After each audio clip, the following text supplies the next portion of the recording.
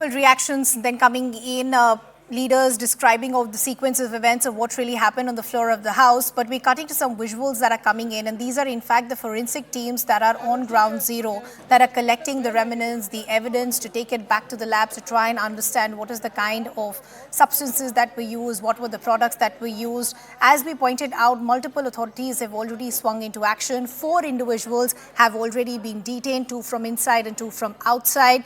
It was in fact the MPs themselves who managed to catch these intruders, who were also heard raising a lot of slogans. Even when we saw these intruders being detained, they continued raising those slogans. But as of now, focusing on the pictures that you can see on your screens, which are of the various forensic teams that are collecting, as I pointed out, evidence and remnants to try and understand what is the kind of products or stuff that was in fact used by these intruders. But the big questions let's go back to those. What are the big questions that still remain? This is a massive security breach, and now questions are being asked whether the right security protocol was followed or not. More details on who these intruders were also now emerging. The first question is that there are multiple layers of security. So how did these intruders breach almost 3 layers of security to get inside the floor of the House? The second is, as we pointed out, if you break down the various layers of security, at one part you have metal detectors. So how did they manage to cross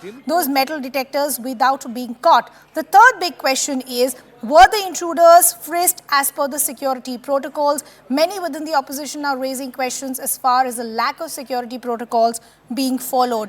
The other big question is, how did these intruders smuggle smoke canisters? And the other big question also is, was there no vetting before granting a visitor's pass? And that is why authorities, not wanting to take any risk, they have suspended this entire process of issuing any visitor pass till further notice. Of course, authorities will now go back and take a look under whose name were the visitor passes issued, who were the MPs who authorized it. All of that is a part of investigation. This continues to be a big story. We'll continue with our rolling coverage, slipping into a very short break, coming back with lots more.